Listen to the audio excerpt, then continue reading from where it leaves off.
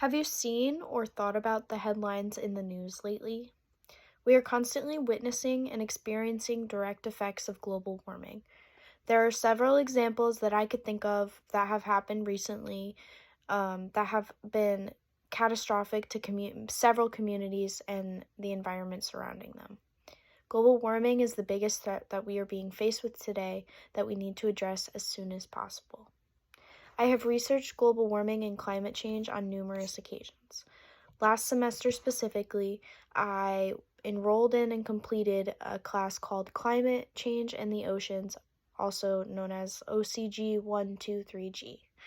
Throughout the semester, I learned some eye-opening and mind-boggling information regarding the rise in temperatures in correlation to the ocean and the habitats surrounding it. Today, I will be talking about global warming and its effect on us, our planet, and the life surrounding us. Progressively, I believe that the Earth is getting angrier as it warms, and it's almost like it's sending out warning signs. If we do not recognize our problems now, we will have limited solutions in the future. Global warming has negatively impacted Earth in a series of ways. The planet has been reacting to an increase in global temperatures, and the consequences are starting to catch up to us.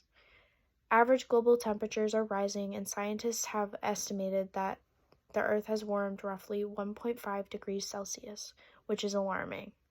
As sunlight reaches the Earth, some of the energy is reflected back into space, and some is absorbed and re-radiated as heat.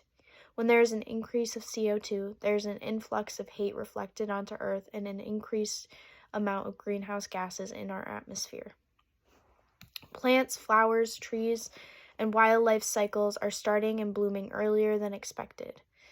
The atmosphere is drier and there are more droughts, which additionally increases the vulnerability of the environment. The ice caps and sheets are melting from an increase in temperatures. NASA's GRACE missions have been working to show ice sheets in Antarctica and Greenland.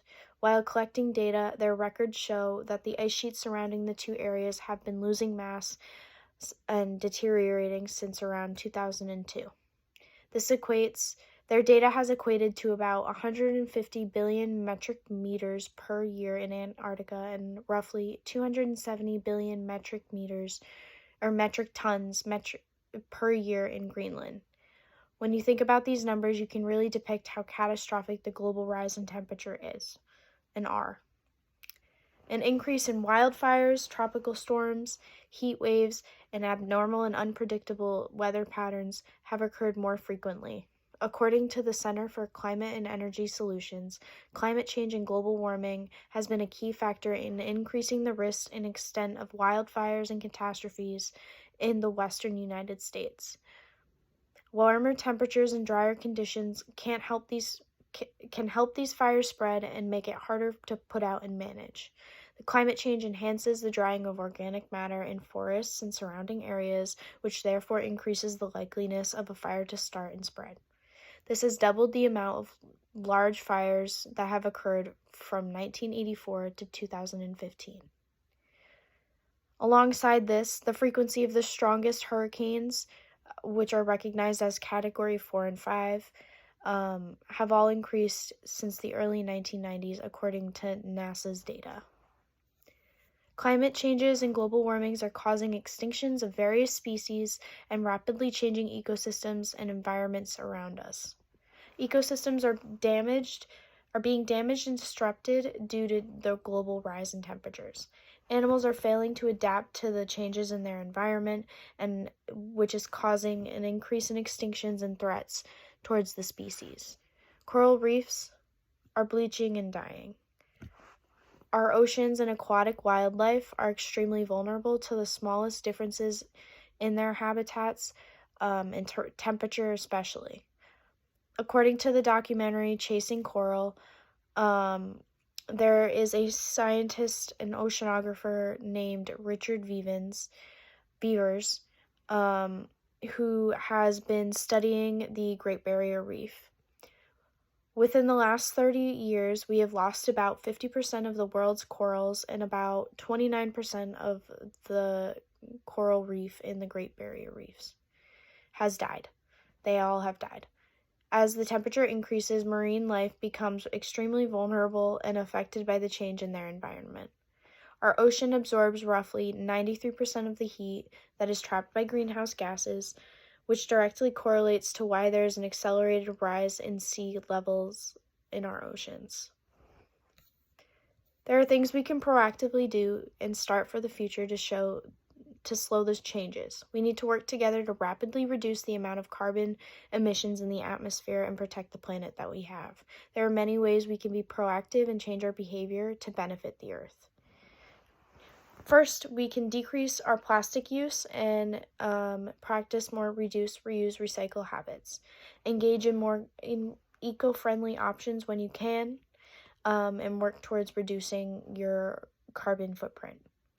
Be more conscious of the environment and your choices.